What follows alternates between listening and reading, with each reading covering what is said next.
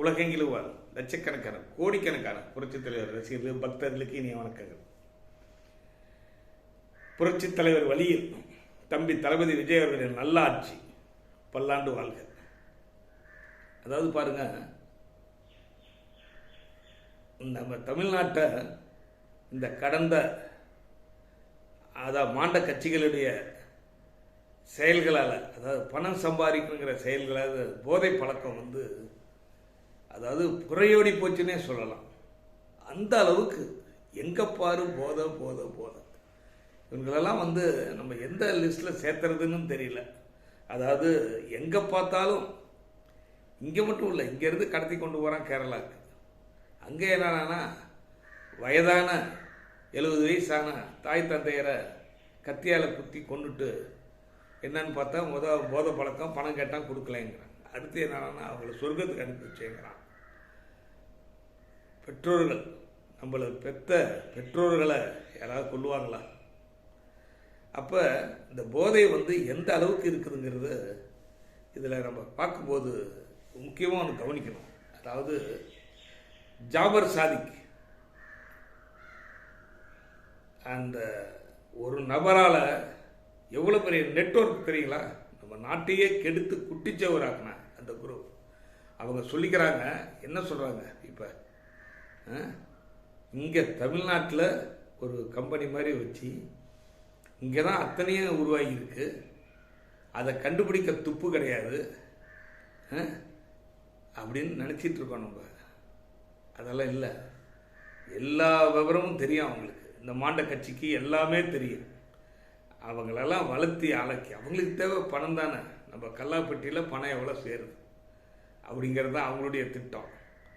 அவங்க central government போதை ஒழிப்பு பிரிவு கரெக்டாக கைது பண்ணி பிடிச்சிட்டான்.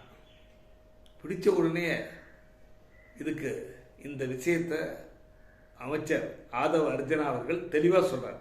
ஜாபர் சாதிக்க இங்கே நீங்கள் செஞ்சீங்களா, அவர் மேலே நடவடிக்கை எடுத்தீங்களா அப்படின்னு கேட்டப்ப நாங்களே எடுத்தோம். என்ன நடவடிக்கை? திராவிட முன்னேற்ற கழகத்திலிருந்து கட்சியிலிருந்து வெளியே. எப்படி பாருங்க, இதுதான் இந்த திருட்டு திமுகவினுடைய செயல். ஒரு சட்டமன்றத்தில் ஒரு பெரிய தேசிய குற்றவாளி, சாதாரண குற்றவாளி இல்லை, நாட்டையே கெடுத்து இன்னைக்கு இவ்வளோ மாணவர்கள் அப்படி போதைக்கு அடிமையாகி குட்டிச்சவராக போனதுக்கு காரணமான ஜாபர் சாதிக்க கட்சை விட்டு நாங்கள் நீக்கிட்டோம். இதான் பதிலா? ஒரு கட்சை விட்டு நீக்கிறது தண்டனையா? அந்த ஜாபர் சாதிக்க ஆதரவாக எத்தனை பேர் இங்கே செயல்பட்டுருக்கான்? அந்த ஆளால் இங்கே எத்தனை குடும்பங்கள் சீரழிஞ்சிருக்கு? எல்லா விதத்துலேயும் கடைசியில் பார்த்தா அந்த போதை தான் வரும். அதான் அதை நான் தெளிவாக சொல்கிறேன். இந்த 100 நாளில் இது உருவானதில்லை. இதுக்கு பாருங்க, இந்த போதை மேட்டருக்கு சொந்தம் கொண்டாட மாட்டாங்க.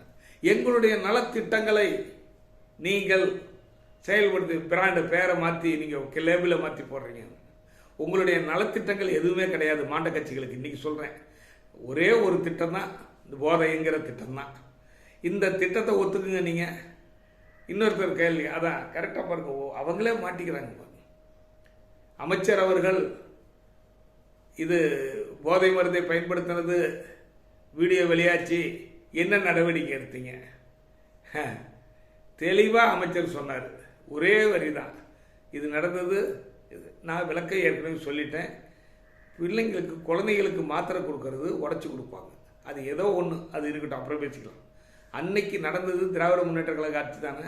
ஒரு நேரு ஸ்டேடியத்துக்கு பக்கத்தாலே விற்கிறாங்களா போதை மருந்து? அப்போ போதை மருந்து கொண்டு எல்லாமே பழங்குற அளவுக்கு தான் இருந்ததா? அந்த கேள்வி கேட்டார் பாருங்க. அப்போ பாருங்க, இவங்கெல்லாம் செய்கிற தப்பை செஞ்சுட்டு இன்னும் வியாக்கியானம் பேசுகிறாங்க. செய்கிறதெல்லாம் அயோக்கியத்தனம், பேசுகிறதெல்லாம் அதான் படிக்கிறது ராமாயணம், என்ன மகாபாரதம், இடிக்கிறது அது ஒரு பழமொழி கூட மறந்து போச்சு. அது மாதிரி படிக்கிறது ராமாயணம், இடிக்கிறது பெருமாள் கோயிலுங்கிற கதையாக இது கதை போயிட்டுருக்கு. இதுக்கெல்லாம் என்ன செய்யணும் அப்படின்னா, இவங்க மேலே ஒரு மிகப்பெரிய அளவில் ஒரு வழக்கு பதியணும் இந்த மாண்ட கட்சிகளின் மேலே. இந்தந்த நேரத்தில் இந்தந்த நடவடிக்கை எடுக்காதனால இப்போ தண்ணி வரல. மேக மேக தாது அணையில் கட்டுறதுக்கு அவங்க முயற்சி பண்ணுறப்ப இந்தந்த இது நீங்கள் நடவடிக்கை எடுக்கலை, அதனால உங்களை கைது பண்ணுறோம். ஒரு ஆளுங்கட்சியா வந்துட்டா அவன் என்ன வேணாலும் செய்யலாம். அவங்கெல்லாம் உங்களுக்கே தெரியும், இந்த மாண்ட கட்சிகளுடைய மந்திரிகள், அது குறிப்பாக திருட்டு திமுகவுடைய மந்திரிகள்லாம் அப்படியே சும்மா ஆடாதாட்டம், 1-2 பேர்த்த தவிர மீதெல்லாம் ஆடாத ஆட்டம் ஆடினாங்க. என்னமோ அவங்க எல்லாம் வானத்திலிருந்து வந்த மாதிரி, என்னமோ நம்மெல்லாம் அதான் சாதாரண ஈன பிறவிகளாக அவங்களுக்கு கண்ணுக்கு தெரிஞ்சோம். அப்படி தான் அவங்க மதித்தாங்க. அதனுடைய வெளிப்பாடு தான் பாருங்கள், பயம் கிடையாது, சட்டத்தின் மீது பயம் கிடையாது. என்ன வேணாலும் பண்ணிக்கோ, எது வேணாலும் செஞ்சுக்கோ, எங்களுக்கு பணம் சேர்ந்தா போதும், நீ என்ன வேணாலும் செய். கல்குவாரியில் நீ 5 அடி வெட்டுறதுக்கு பர்மிஷனா 20 அடி வெட்டு, 50 அடி வெட்டு. இப்போ ஏதாவது ஒருனா கல்லை கட்டி, இப்போ கூட ஒரு ஒரு ஒரு பெண்ணை கல்லை கட்டி கொலை செஞ்சுருக்காங்க, கல்குவாரியில் போட்டாங்க கல்லை கட்டி. முதல் கல்குவாரிகளை கணக்கெடுத்து இப்போ 7-8 கல்குவாரிகளை கணக்கு பார்த்துருக்காங்க, மூடி இருக்காங்க, அபராதம் போட்டிருக்காங்க. இதெல்லாம் பத்தாது, இதெல்லாம் பத்தவே பத்தாது. சட்டங்கள் கடுமையாக்கப்பட வேண்டும், சட்டங்கள் கடுமையாக. போதைப் பொருள் கடத்தினால் சிங்கப்பூரில் தூக்கு, தெரியுமா உங்களுக்கு? எத்தனை பேருக்கு தெரியும்னு தெரியாது. மக்களே, இது ஆதாரபூர்வமான செய்தி. நீ சாதாரணமாக தண்ணி அடித்து கிடக்கிறதுங்கிறது வேற. போதைப் பொருள் நீ கையில் வச்சுருந்தேன்னா உனக்கு தூக்கு. போன வருஷம் ஒரு தமிழனை கூட இந்த விஷயத்தில் தூக்கில் போட்டாங்க. எத்தனை நாடுகள் சொல்லியும் அவருக்கு மன்னிப்பு கொடுக்கலாம். தப்பு யார் செஞ்சாலும் தவறு தான். ஒரு தவறு செய்தால் அதை தெரிந்து செய்தால் தேவன் என்றாலும் விடமாட்டேன் புரட்சித்தில் இருப்பாங்க. அவருடைய வழியில் தம்பி தளபதி விஜய் அவர்கள் நல்ல ஆட்சி செய்யணும், நல்ல பண்ணுன்னு வந்துட்டு இருக்கிறார். இவங்கெல்லாம் கெடுத்து குட்டிச்சவராக்கிறதுக்கு என்ன வழி, அதுதான் பார்ப்பாங்க. எனக்கு தெரியும், இவங்க இந்த மாண்ட கட்சிகளுடைய வேலையே கையில் கோடிக்கணக்கில் பணம் இருக்குது. ரவுடி கூட்டத்தை வச்சுட்டு என்னென்ன அக்கிரமம் பண்ணுவோம் அத்தனையும் பண்ணுவாங்க. இதெல்லாம் இதுக்கெல்லாம் முற்றுப்புள்ளி வைக்கணும் அப்படின்னா மக்களுடைய விழிப்புணர்ச்சி இன்னும் அதிகமாக இருக்கும். மக்கள்லாம் பொங்கி எழ ஆரம்பிச்சிட்டாங்க.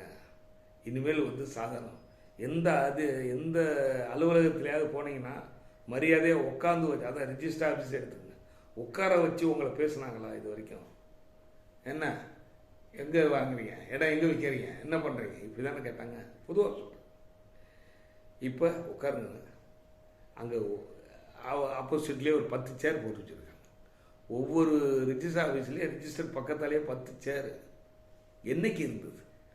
மக்களை மதிக்கக்கூடிய ஆட்சி. அந்த இடத்துல ஒரு தமிழக சட்டமன்றத்துக்குள்ளார நுழையும் போது ஒரு தமிழக முதலமைச்சர் எல்லாத்துக்கும் ஒரு மரியாதை நிமித்தமாக கும்பிட்றாரு. திருப்பி கையை எடுத்து இப்படி வைக்கிறதுக்கு யோகியதை இல்லாமல் உங்களுக்கு எதிர்கட்சி தலைவர் பதவி தேவையா? மக்களே சிந்திச்சு பாருங்க. நம்மெல்லாம் ஓட்டு போட்டு தான் இவங்க இந்த 50 எம்எல்ஏ ஆயிருக்காங்க. ஒரு சாதாரண கையெடுத்து இப்படி வைக்கிறதுக்கு முடியல. அதுக்கு இவங்களுக்கெல்லாம் ஓட்டு போடணுமா? இவங்க கொடுக்குற பிச்சை காசு 500க்கு 1000க்கு 2000க்கு நம்ம மாறி மாறி ஓட்டு போட்டதுனால தான் இன்னைக்கு அவங்க நம்மளெல்லாம் இப்படியெல்லாம் நடத்து. இதான் பண்பா? எதிரியே வீட்டுக்குள்ளார வந்தாலும் தமிழன் வீட்டில் வாங்க அப்படின்னு சொல்கிறதா என் மரியாதை இல்லாத ஒரு ஜந்துக்கள் இவங்கெல்லாம். இன்னா செய்தாரை ஒருத்தல் அவர்னான நன்னயம் செய்து விடல். ஒருத்தன் நமக்கு கெடுதலே செஞ்சாலும் அவனுக்கு நன்மை செய்து அவன் வெக்கி தலைகுனியற அளவுக்கு கொண்டு போறதா நம்ம தமிழர் பண்பாடு. நம்ம தமிழனுடைய பண்பு. நம்மளை ஒருத்தன் கேவலமே படுத்தினாலும் அவனுக்கு நீ நல்லது செய். இன்னா செய்தாரை ஒருத்தல், உனக்கு ஒருத்தன் கெடுதல் செய்யறான் பாருங்க. இன்னா செய்தாரை ஒருத்தல் அவர் நான, அவன் வெக்கப்படுற அளவுக்கு நன்னயம் செய், அவனுக்கு நன்மை செய். நீ என்ன வரிகள்! அப்படிப்பட்ட இதெல்லாம் படித்த நம்ம தமிழர்கள் இன்னைக்கு அந்த வெறும் 500க்கு 1000க்கு 2000க்கு ஓட்டு போட்டதுனால இந்த மாண்ட கட்சிகள் நம்ம நாட்டையே கெடுத்து குட்டிச்சவராக்கி போதையினுடைய உச்சத்துக்கே கொண்டு போய் பெத்தவங்களை கொள்றாங்க, கூட இருக்கிறவங்க கொள்றான், ஆசிரியர் அடிக்கிறான், என்ன வேணாலும் பண்றாங்க. எல்லாத்துக்கும் மூல காரணம் போதை. அந்த போதையை உருவாக்குன அதுக்கு ஆணி வேற இருந்த ஜாபர் சாதிக் போன்ற நபர்கள், இந்த ஒரு ஆளோட இல்லை, புரிஞ்சுக்கு இந்த மாதிரி ஆட்கள் நமது தமிழ்நாட்டையே கெடுத்து குட்டிச்சவராக்கிறதுக்கு இடம் கொடுத்த மாண்ட கட்சிகளை என்ன செய்யலாம் நீங்களே சொல்லுங்க. வேற வழி இல்லை பாருங்க. நம்ம ஒரு விஷயத்தை எடுத்து போதை, இதுக்கு தான் புரட்சி தலைவரே பாருங்க, அவருக்கு அவரே அறிவுரை சொல்ற மாதிரி தண்ணி அடிக்கிற மாதிரி, தைரியமாக சொல் நீ மனிதன் தானா, நீதான் ஒரு மிருகம் இந்த மதுவில் விழும் நேரம். நான் அது 2-3 விதமாக பாடல்கள் கூட அந்த பாடலுக்கு நடிச்சிருக்கிறேன். இன்றைக்கி கூட திருப்பி அதை போடணும்னு நினைக்கிறேன். மக்களே, பொதுமக்களே, அதான் ஒவ்வொரு பதிவும் மினிமம் நான் பேச ஆரம்பிக்கும் போது சில இது 10 நிமிஷம் 5 நிமிஷம் வந்துடுது. தயவுசெய்து ரொம்ப லென்த்தாக இருக்குது அப்படின்னு நினைக்காதீங்க. மனசில் பட்டதை நியாயமாக பேசுகிறேன். நான் என்னை பொறுத்த வரைக்கும் யார் தவறு செய்தாலும் அவர்களை சுட்டி காட்டுறதே என்னுடைய வேலை. தம்பி தளபதி விஜய் அவர்கள் நல்ல ஆட்சி நடத்திட்டு இருக்கிறாரு. அவருக்கு பக்க பலமாக இருக்கணும். எந்த இடைத்தேர்தல்கள் வந்தாலும் இந்த மாண்ட கட்சிகள் இனிமேல் பணனை எடுக்கிறதுக்கு யோசனை பண்ணுங்க. பணம் கொடுத்தா ஓட்டு போடுவானா இல்லையா? ஓட்டு போட மாட்டாங்க. பணம் கொடுக்கக்கூடாது. தனி மனித வருமானத்தை உயர்த்துவார் நம்ம தம்பி தளபதி விஜய் அவர்கள். நம்ம பொருளாதாரத்தை கண்டிப்பாக மிகப்பெரிய அளவில் சாதனை. அதுக்கு உதாரணமாக சென்னையில் கோவம் நதியிலிருந்து ஆரம்பித்து தமிழ்நாட்டில் இருக்கிற நீர்நிலைகளை பூரா உருவாக்கி பழைய ஒரு நல்ல செழிப்பான ஒரு தமிழகம் கண்டிப்பாக நம்மளால் முடியும். கர்நாடகத்திலேருந்து தண்ணி வரலன்னு வருத்தப்படாதீங்க. கண்டிப்பாக தண்ணி ஒரு மழை அதிகமாக பெஞ்சால் அவங்க விட்டு தான் ஆகணும். அதனால் நம்ம சட்ட ரீதியாக என்ன தான் பண்ணாலும் அவங்களுக்கு பாருங்கள், எங்கே பண்ணாலும் அவங்க குடிநீர் தேவை தான் இருக்கும். அதிகமான ஆறு ஓடுது நம்ம ஏரியாவில் தான். 300-400 கிலோமீட்டர் நமக்கு தான் ஓடுது. அங்கே 150 கிலோமீட்டர் தான் ஓடுது. ஒரு கணக்கு சொல்கிறேன், ஒரு அப்ராக்சிமேட். அப்போ தமிழ்நாட்டுக்கு தேவையான தண்ணியை திறந்து விடுறது அவங்க தார்மீக கடமை. எல்லோரும் மக்கள் தான், எல்லாம் மனித பிறவிகள் தான். தயவுசெய்து நமது கர்நாடக மக்களும் தமிழ்நாட்டு மக்களும் இது விஷயத்தில் தான் இந்த மாண்ட கட்சிகளினுடைய அரசியல் மாயாஜால வார்த்தைக்கு மயங்கிடாதீங்க. இது முக்கியமான ஒரு விஷயம். இந்த காவேரி பிரச்சனையை பொறுத்த வரைக்கும் இந்த அரசியல்வாதிக்கு தான் ஊதி ஊதி பெருசுங்க. புரட்சித் தலைவர் நேராக போனார் கர்நாடக முதலமைச்சர் வீட்டில் போய் சாப்பிட்டுட்டு எனக்கு மட்டும் தண்ணி கொடுத்தா போதும் என் மக்களுக்கு பண்ண 10 நிமிஷத்தில் தண்ணியை திறந்துட்டு வந்தாருங்க புரட்சித் தலைவர். ஆந்திரா அவர் என்டி ராமராவ் இவர் சேர்ந்து கிருஷ்ணா நதி நீரை 450 கிலோமீட்டர் ஓட்டி கொண்டு வந்து இங்கே கொடுத்தாருங்க. எவ்வளோ பெருந்தன்மையா! தண்ணி என்னையா? தண்ணி இயற்கை, நீர் நிலம் நெருப்பு இயற்கைக்கு கட்டுப்பட்டவர்கள் தாங்க நம்மெல்லாம். கொஞ்சம் நினச்சி பாருங்க. அதனால தான் புரட்சி தலைவர் வழியில் தம்பி தளபதி விஜய் நல்லாச்சுன்னு சொல்கிறேன்.